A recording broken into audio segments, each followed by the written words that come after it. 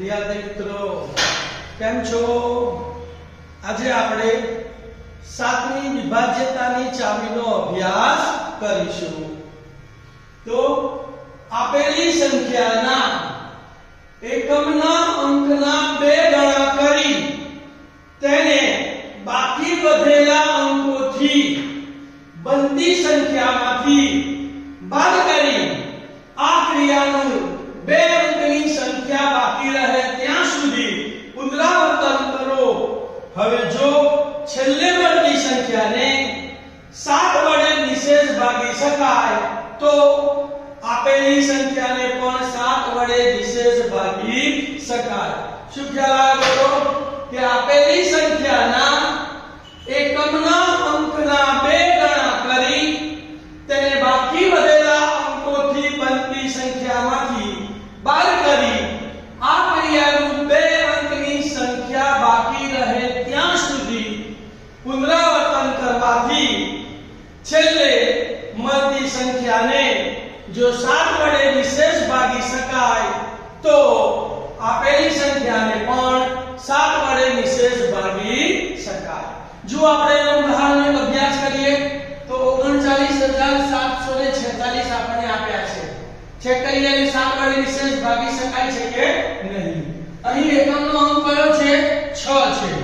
તો એકમના અંક 6 ના બમણા આપણે કરીએ તો 6 ગુણ્યા 2 બરાબર 12 થાય. કેટલા થાય? 12. આ 12 ને કેટલામાંથી બાદ કરવાના?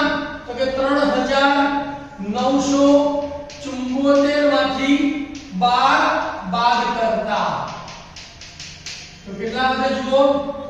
4 માંથી 2 જાય તો 2, 7 માંથી 1 જાય તો 6, 9 ના 9 અને 3 ના 3 તો 3962 આયા.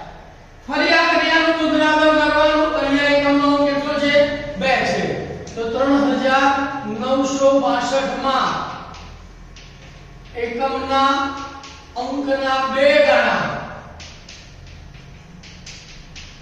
તો કે ભાઈ 2 ગુણ્યા 2 બરાબર 4. હવે આ 4 ને બાકીના અંકોને 396 માંથી બાદ કરવાના બરાબર. તો 396 માંથી 4 બાદ કરતા તો 396 માંથી 4 બાદ કરીએ તો 392 તો બરાબર 392. ફરી આ ક્રિયાનું પુનરાવર્તન કરીશું. તો અહીંયા એકમનો અંક કેટલો છે? 2 છે. તો 392 માં એકમના અંકના 2 ગણા કરતા તો એકમનો અંક કયો છે બોલો? 2. 2 ના 2 ગણા કરી દઈએ તો 2 ગુણ્યા 2 બરાબર 4. આ 4 ને બાકીના અંકો એટલે 39 માંથી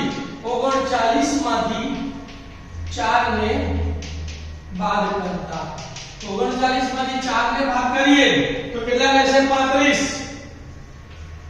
બરાબર. 35 ને 7 વડે ભાગી શકાય તો 35 બરાબર 7 પંચા 35 તો 35 ને 7 વડે ભાગી શકાય છે.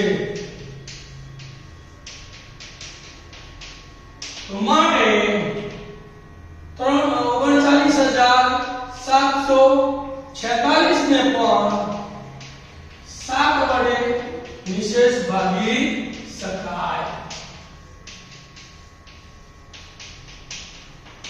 ખ્યાલ ગયો? શું કર્યું બોલો પહેલા?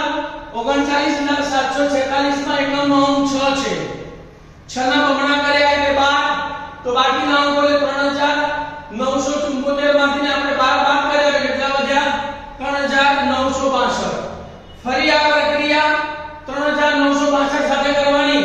તો અહીંયા એકમનો અંક કયો છે? 2 તો 2 ના બમણા કર્યા 4 બાકીના અંકો એટલે 396 માંથી 4 બાદ કર્યા તો કેટલા વધ્યા? 392. હજી 2 અંક આવ્યા નથી એટલે ફરી આ પ્રક્રિયા કરવાની. તો 392 નો એકમનો અંક કયો છે? 2. 2 ના 2 ગણા કરીએ તો 4 બાકીના અંકો એટલે 39 માંથી 4 બાદ કરીએ તો કેટલા વધ્યા? 35. 2 અંકો આવી ગયા. હવે 35 ને 7 વડે ભાગી શકાય. 7 પંચા 35 તો 35 ને 7 વડે ભાગી શકાય છે. તો તેથી 39 ભાગી શકાય. હવે એનો આપણે ભાગાકાર ચેક કરી લઈએ.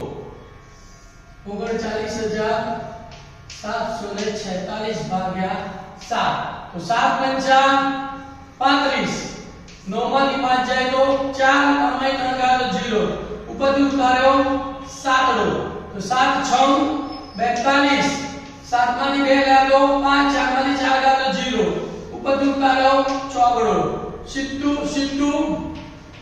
49. 54 માંથી 49 જાય તો કેટલા રહે 5.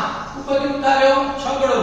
7 8 56 0 તો માટે 39,746 ને 7 વડે નિશેષ ભાગી શકાય. તો આખો નિયમ ફરી એકવાર યાદ રાખો. જે સંખ્યા આપી હોય તેના એકમના બમણા કરવાના, બાકીના અંકોમાંથી એ બમણાને બાદ કરવાના. જે જવાબ વધે ફરી તે સંખ્યાના એકમના બમણા કરી બાકીના અંકોમાંથી બાદ કરવાના. આ ક્રિયા જ્યાં સુધી બે અંક ન બચે ત્યાં સુધી કરતા રહેવાનું અને છેલ્લા બે અંકને જો 7 વડે ભાગી શકાય તો આપેલી સંખ્યાને પણ 7 વડે ભાગી શકાય. Thank you.